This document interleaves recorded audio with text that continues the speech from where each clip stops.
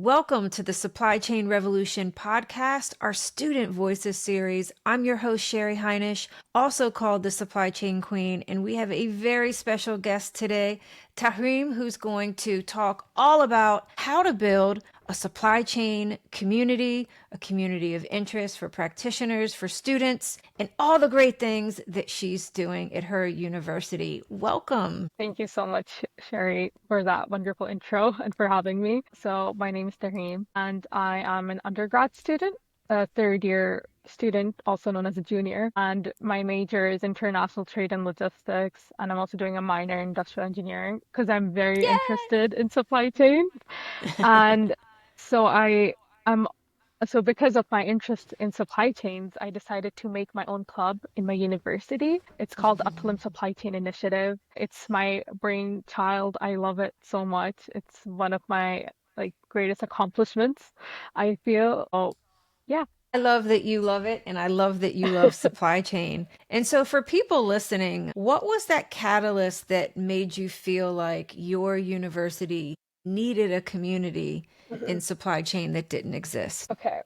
Well, I do want to start off by saying I am an international student here in Turkey. And so when I came to study in this country, in this new university, everything was so new.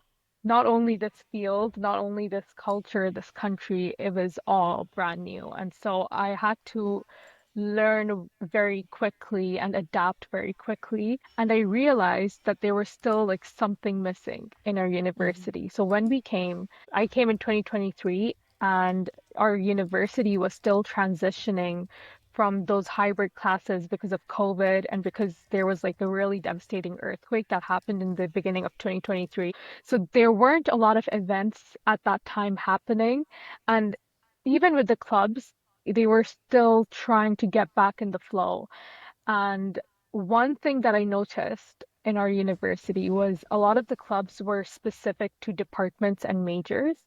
So each major had their own department's club. So there was kind of like this competition between each other, like, oh, we have to, because this is not just a club, you're representing our whole department. And there was a lot of competition. Right. I think I like supply chain because it's so interdisciplinary. So I made this community with that in mind, where we are not just restricted to one specific major or one specific department. It's supposed to be encompassing, just like supply chains. Supply chains are in Right. every sector. They have every type of person working in it.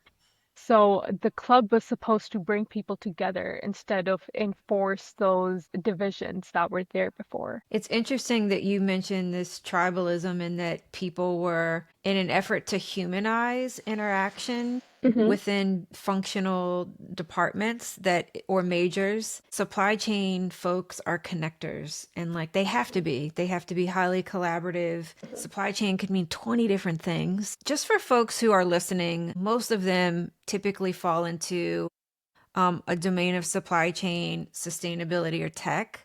When did you first realize that supply chain was the field for you? It was a new term back when I started, but you like knew this was your thing. How did that happen? Okay, funny story now that you bring this up. As a child, I was always someone that was interested in every career. Like I wanted to become a doctor, an engineer, an actress, everything. So I was in high school, I decided I need to lock into one specific thing. And at that time, COVID was a thing. And there were all these articles about supply chains and supply chain disruptions and this whole industry fascinated me so much because as something as trivial as toilet paper.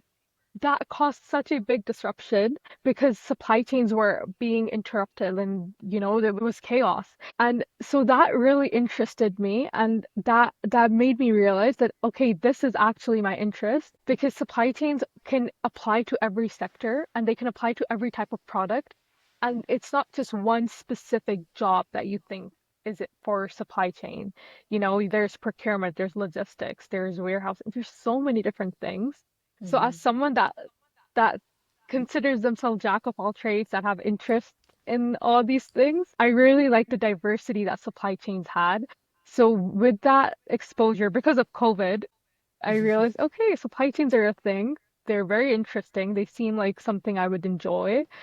And so I decided to pursue it in university when I was choosing majors. And international trade and logistics is like a good entry level into supply chains. And I decided to pair it with industrial engineering because industrial engineering brings like the optimization side of it and the technical side of it. So, yeah, Awesome. I love that you love supply chains, and you're right, supply chains power and connect the world. One thing that stood out about your background is how you've used internships to surface what a lot of emerging markets reveal about fields like procurement or customs. You mentioned warehousing, but a lot of the international development and cross-border execution in practice. So, what did Pakistan and Turkey tell you that you would have never fully learned from just a classroom experience alone? very good question. Turkey and Pakistan are very unique markets. I don't think you can compare them to other markets in terms of its characteristics. So I think one thing that people don't realize is that Pakistan and Turkey are actually like underestimated a lot.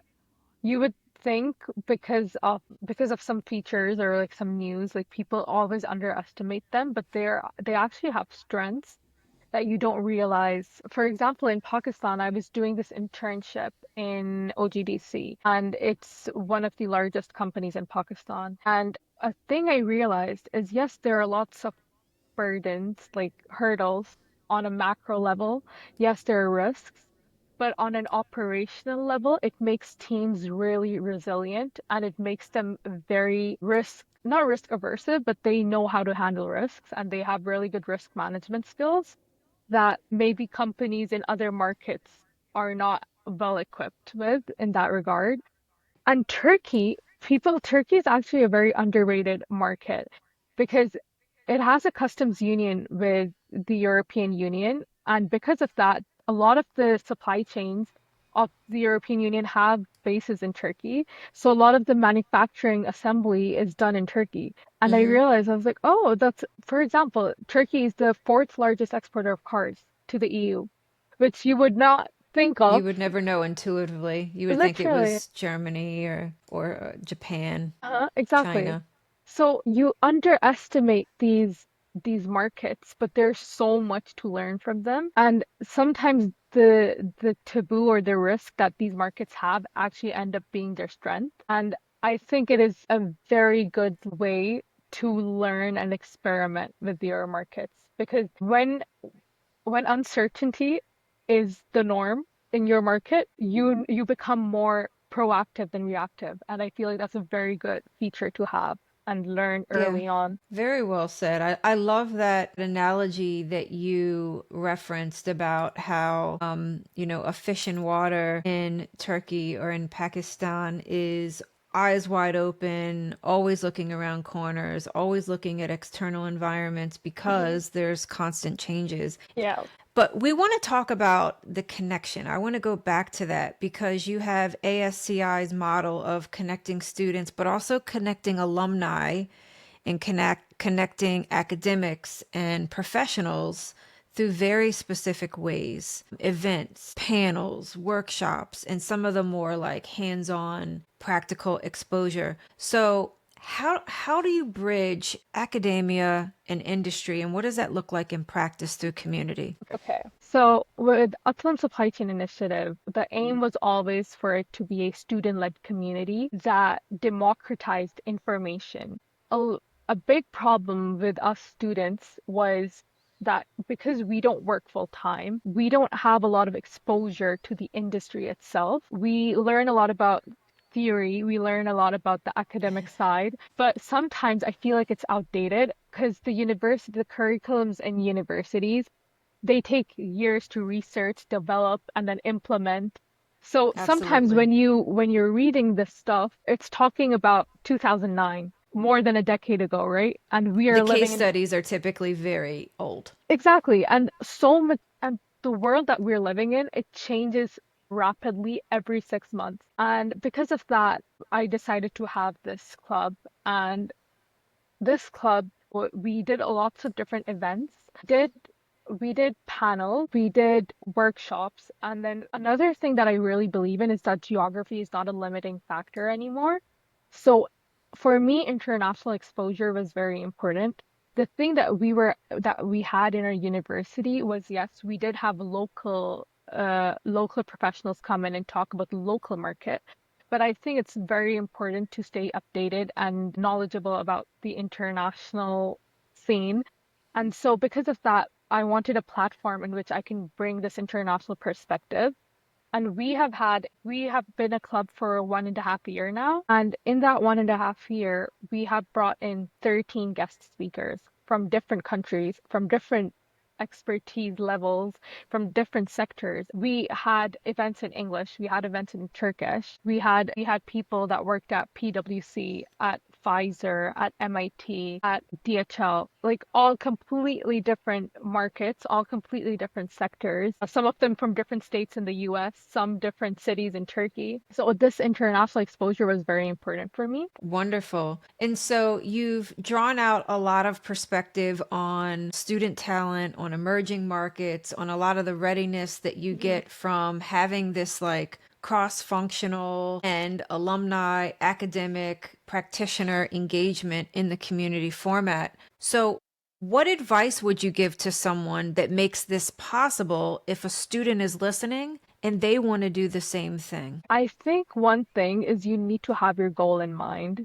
and you cannot lose sight of your vision and your goal. There will be lots of people that don't understand it. So it's so important for you to believe in yourself because I So had to deal true. with this the hard way. You know, I feel like as a woman, we're always taught to like self-doubt, like, maybe there's something that's wrong with our plan.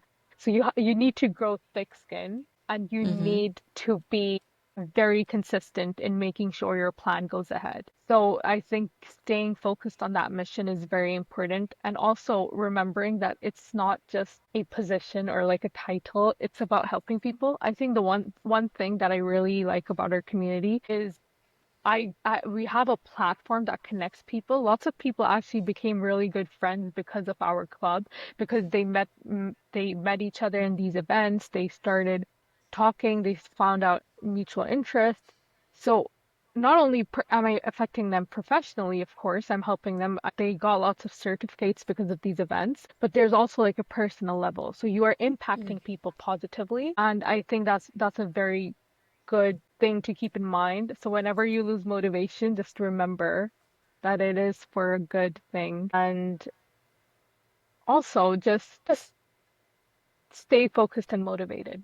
I think Yeah. that's the most important thing. So I heard remember why you started, Hmm. stay focused, be encouraged, and never let blind people proofread the vision that you have for your life and for all of the positive impact that you're creating. I want to thank you so much for joining. Any final thoughts? How can people get in touch with you? Where can they find you?